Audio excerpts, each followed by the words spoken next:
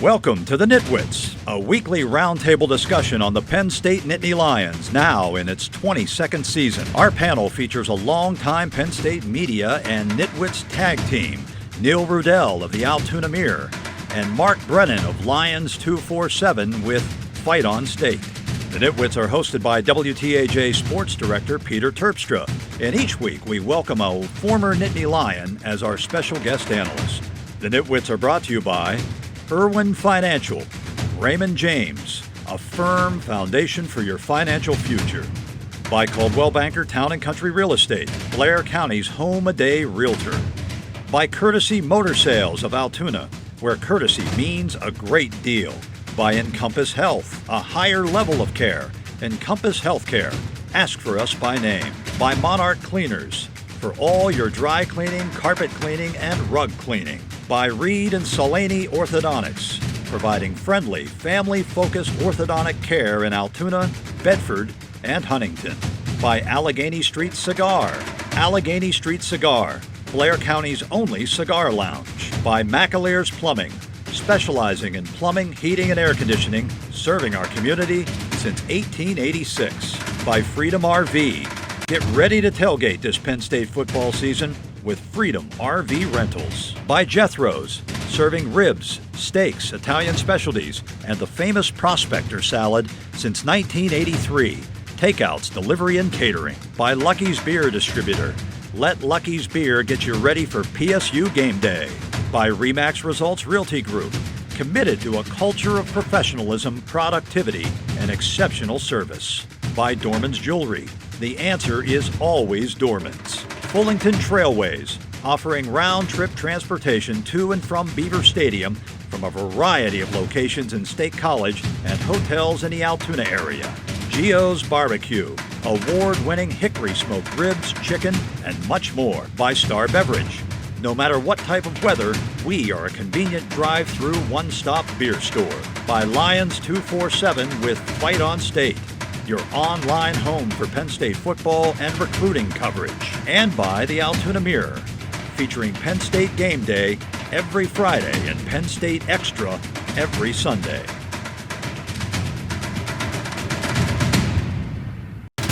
Welcome to Nittany Nation Overtime. Hey, hi, hello. Welcome to Nittany Nation Overtime. We are the NitWits. We got Neil, we got Mark, and our special guest tonight, Trey Bauer, former Penn State linebacker. Thanks for coming on the show. Thanks for having me. So Penn State picks up a win against Indiana, a rising Indiana team, it looks like. And part of that, a huge part of that, maybe the reason that they're walking away and we're not having a different conversation today, is that they put together an 18-play drive, takes 9 minutes off the clock to ice the game and to beat Indiana. Neil, what are your first thoughts on how they were able to control the ball and keep this thing rolling at the end there? Well, I was really impressed with their offensive line, their commitment to the run.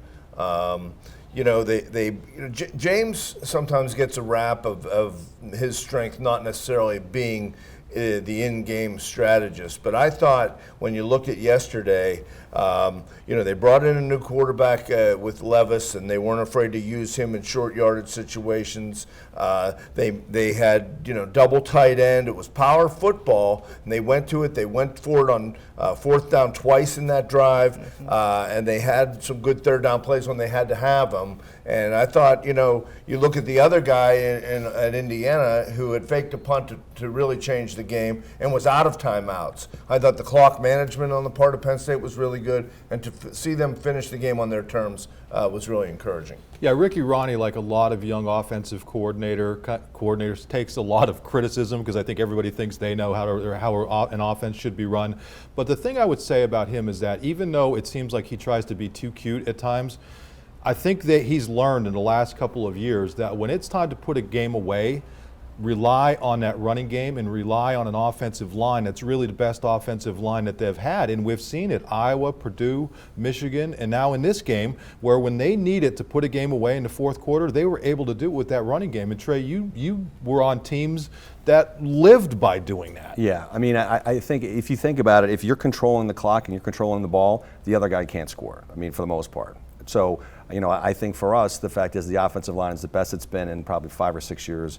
I think that they're doing a really nice job developing players. And to be able to rely on that, in the clutch, as Joe would have said, is great that they can run the football. I don't think Clifford has been the best passer these last couple games than he had been early in the season, but his running on third down and the choices and the toughness and leadership for a first-year starter, I think, have been outstanding. Well, he's showing that the trait that Trace McSorley had, which no matter how you do it, he's putting them in a position to win every single game. So even though you lose the game at Minnesota, which was difficult, they were right there in position to win that thing. You may argue about a call, you may argue about this or that, but they had the opportunity to do it. So even when he's not at his best, I think that is the trait that's going to carry him far. I keep saying that when you talk about upsides of Micah Parsons and all these other players, I think this kid's upside is really there because he has that. And then guess what? He comes out and talks to us. And the way he handles himself and is self-aware of some of his own issues, even in dealing with the media, it's impressive.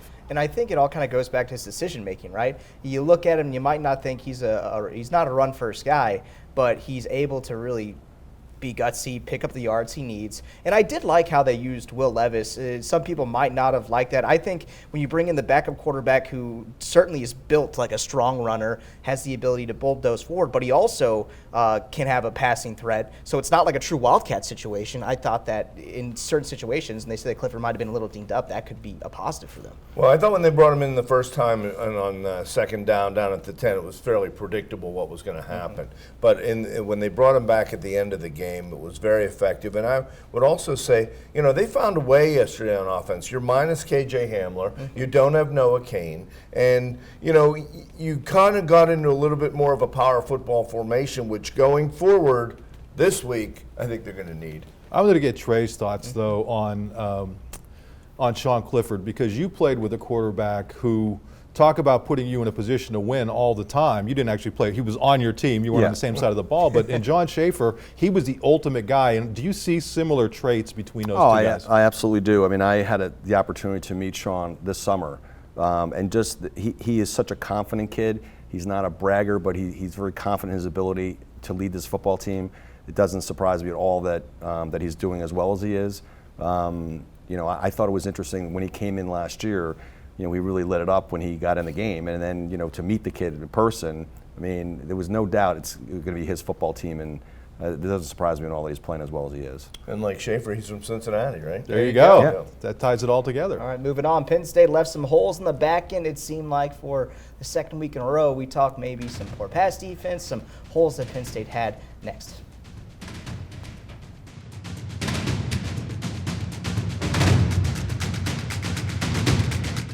The Nitwits are brought to you by Irwin Financial, Raymond James, a firm foundation for your financial future. By Coldwell Banker Town & Country Real Estate, Blair County's home-a-day realtor. By Courtesy Motor Sales of Altoona, where courtesy means a great deal. By Encompass Health, a higher level of care. Encompass Healthcare. Ask for us by name.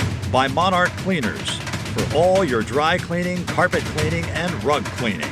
By Reed and Solani Orthodontics, providing friendly, family-focused orthodontic care in Altoona, Bedford, and Huntington. You're watching Nittany Nation Overtime. Welcome back to the show, guys. Nittany Nation Overtime. We are the Nitwits. Let's get into this one. Penn State getting a win over Indiana. And you saw some problems with the pass defense a little bit. Coach Franklin said that Indiana's been doing that to pretty much everybody they played. What did you see, Mark? Listen, I'm going to defer to the expert here because on the drive from State College, Trey brought up a point that I did not really consider. And as somebody who played linebacker on a national championship team, what is it that was sticking out to you why they might be struggling a little bit? Well, I think you have to think about it where, like, Penn State has literally turned their opponents into one-dimensional players, one-dimensional teams, meaning like they cannot run the football, so they have to throw the ball. So consequently, you're not. You're putting yourself in a situation where they can have a lot of big plays. The fact is they had some blown coverages, which that's completely inexcusable. But the fact is, when you're turning teams and making them one-dimensional, they're going to throw the ball 40, 45 times against you. That's not an easy thing to do. So if you were going to talk to fans and say, hey, relax, would that be your message? Oh, I absolutely would. Yeah. I mean, I think that the fact is that this Penn State team has got one loss this deep in the season, and a game that that I thought was a blown call with that offensive pass interference. They still should have won the game, but they didn't, and they didn't play their best football against a very good quality team. I think it says a lot. I think it says a lot about where we are as a program and where we were, 3 or 4 years ago. The one thing I would say about the defense is I've been surprised that even though teams are forced to pass, that Penn State has not figured out a way to get a more consistent pass rush, because it's coming, and I know they're getting it out there quickly, but when you see the way it's dropped off, and that's the one thing, Brent Pry knows more about football than I'll ever know, and he didn't go from being one of the best DCs in the nation to struggling. It's not as if he's not the guy. He is the man, and he will figure it out. But I'm anxious to see what they're able to do to generate more of a pass rush, because that's the one thing in the last couple games that I've been kind of scratching my head over, that they haven't been able to get home. Yeah, I think I wonder. It served them well early in the year to play so many guys, and they were really fresh and be able to finish games and whatnot. But you're seeing really third teamers at times on the field when they're making drives. Penn State either cuts it to a touchdown at Minnesota, or yesterday goes up 10 points or 2 scores, and right away the defense has allowed that other score to kind of take momentum back. Well, I would argue, though, that they have been pretty good defensively toward the end of games, which wasn't always something that had happened for them the last couple of years.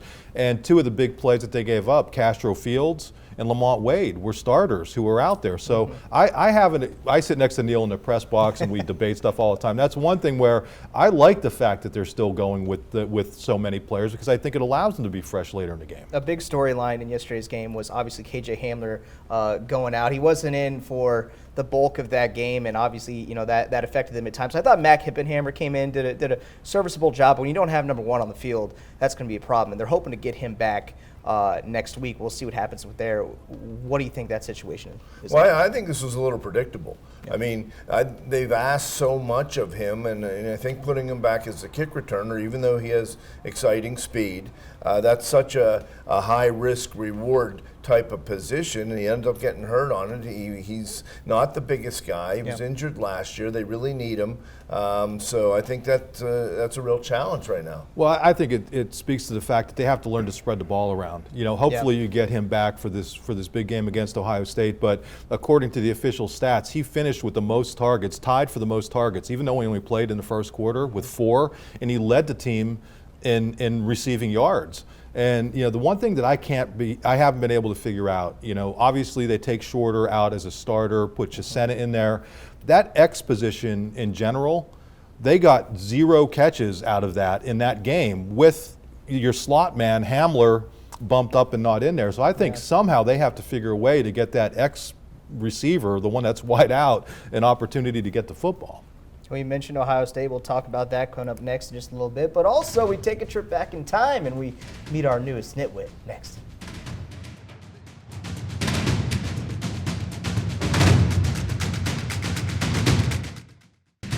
The Nitwits are being brought to you by Allegheny Street Cigar. Allegheny Street Cigar, Blair County's only cigar lounge. By McAlear's Plumbing, specializing in plumbing, heating, and air conditioning, serving our community since 1886. By Freedom RV. Get ready to tailgate this Penn State football season with Freedom RV Rentals. By Jethro's, serving ribs, steaks, Italian specialties, and the famous Prospector salad since 1983. Takeouts, delivery, and catering. By Lucky's Beer Distributor. Let Lucky's Beer get you ready for PSU game day. By Remax Results Realty Group. Committed to a culture of professionalism, productivity, and exceptional service.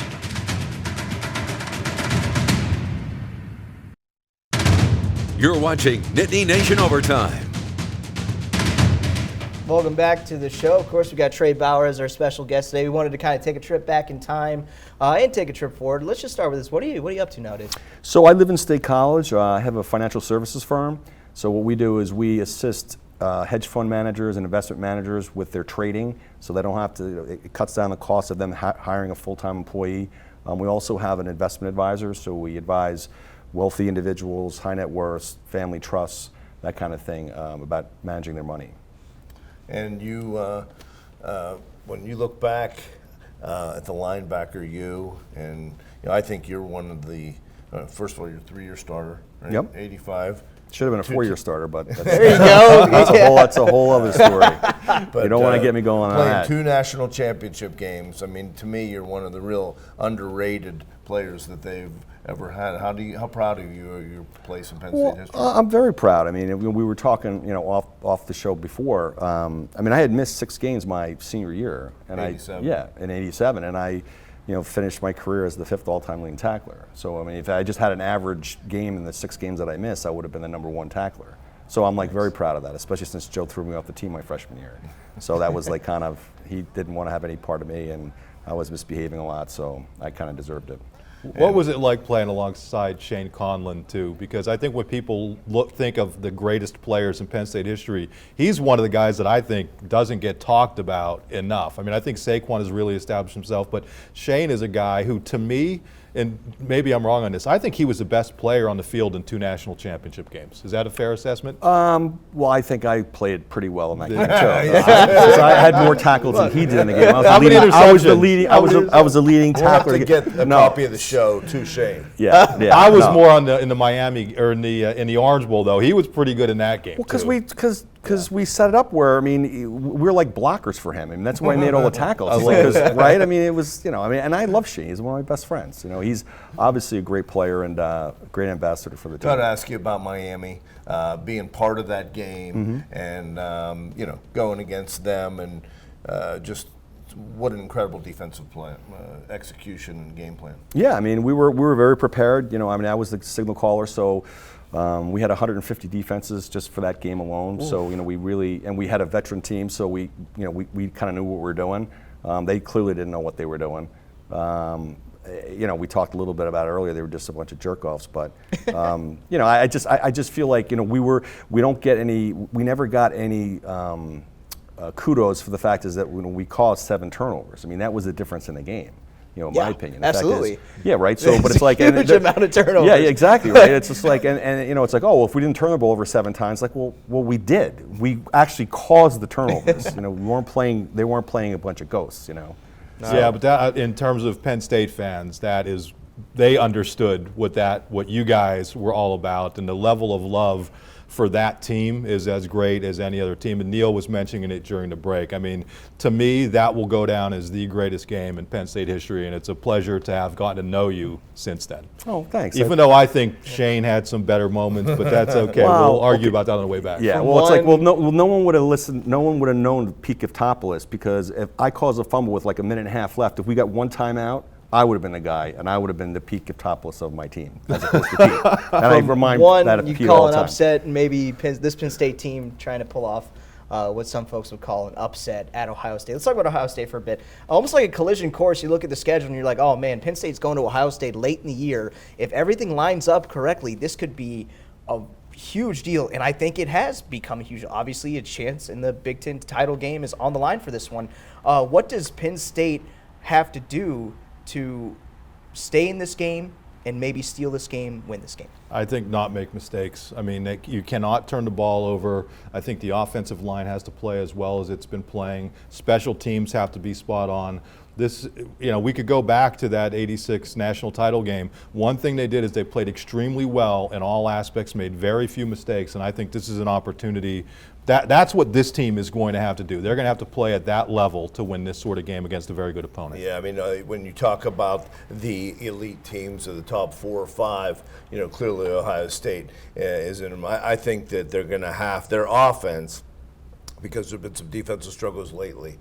I think their offense is going to have to stay on the field as much as possible and keep Ohio State's offense off the field. Do you think it's possible, Trey, maybe that, you get all hyped up for a game or something like that, and maybe Ohio State's getting blown a little bit out of proportion? I think so. I mean, the fact is, like, they really haven't played anybody, right? So, I mean, to me, like, no one's really talking about that. Yeah. And the fact is, Rutgers covered the spread against them. Yeah, well, okay.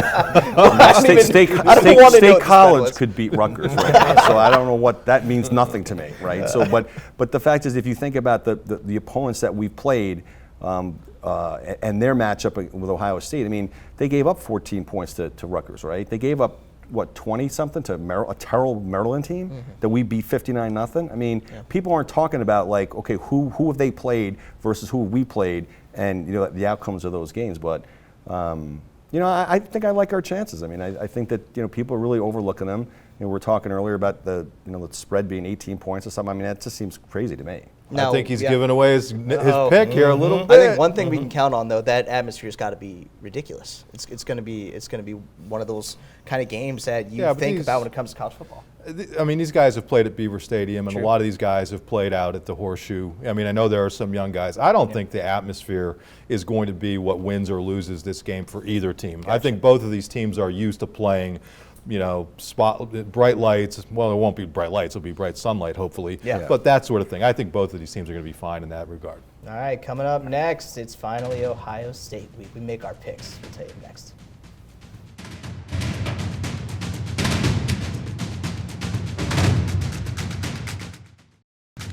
The NitWits are being brought to you by Dorman's Jewelry. The answer is always Dorman's. Fullington Trailways, offering round-trip transportation to and from Beaver Stadium from a variety of locations in State College and hotels in the Altoona area.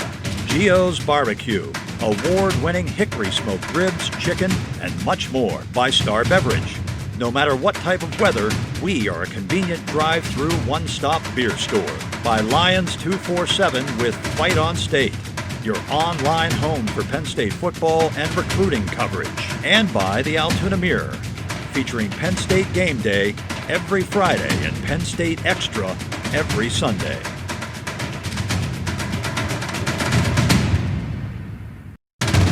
You're watching Nittany Nation Overtime. Welcome back to Nittany Nation Overtime. Let's take a look at those Nitwit of the Year standings.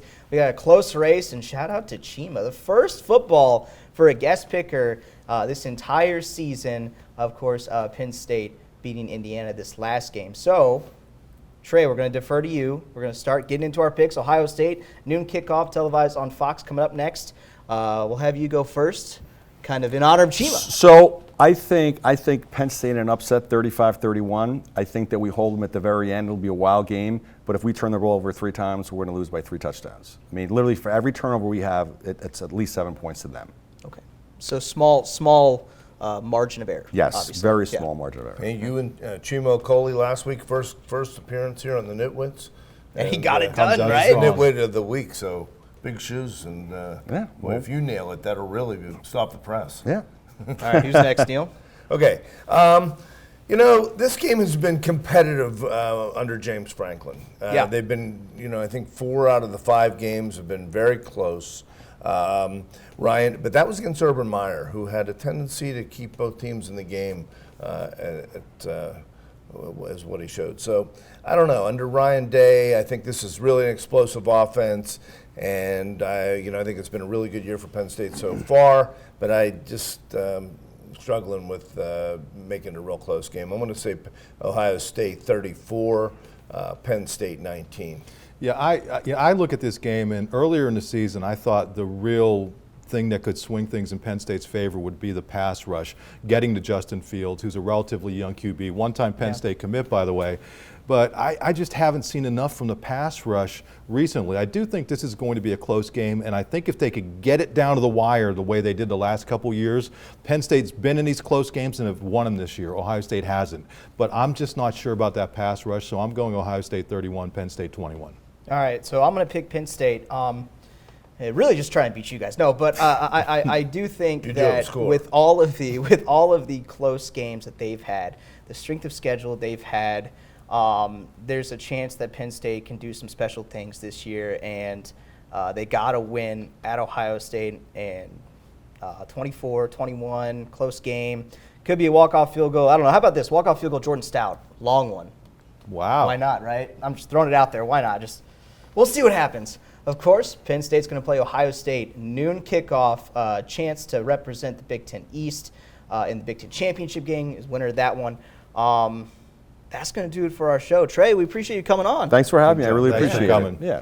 So here we go, guys. Big one at the Horseshoe. We'll see you later.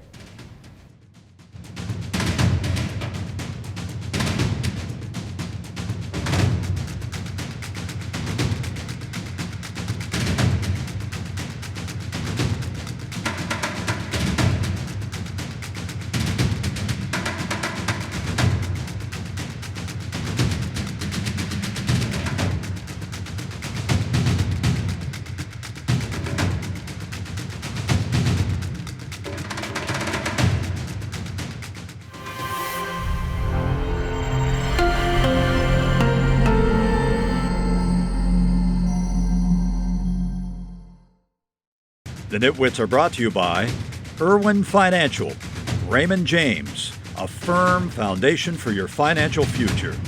By Coldwell Banker Town & Country Real Estate, Blair County's home-a-day realtor. By Courtesy Motor Sales of Altoona, where courtesy means a great deal. By Encompass Health, a higher level of care. Encompass Healthcare. Ask for us by name. By Monarch Cleaners, for all your dry cleaning, carpet cleaning, and rug cleaning. By Reed and Solani Orthodontics, providing friendly, family-focused orthodontic care in Altoona, Bedford, and Huntington. By Allegheny Street Cigar. Allegheny Street Cigar, Blair County's only cigar lounge. By McAleer's Plumbing, specializing in plumbing, heating, and air conditioning, serving our community since 1886. By Freedom RV. Get ready to tailgate this Penn State football season with Freedom RV Rentals. By Jethro's, serving ribs, steaks, Italian specialties, and the famous Prospector salad since 1983.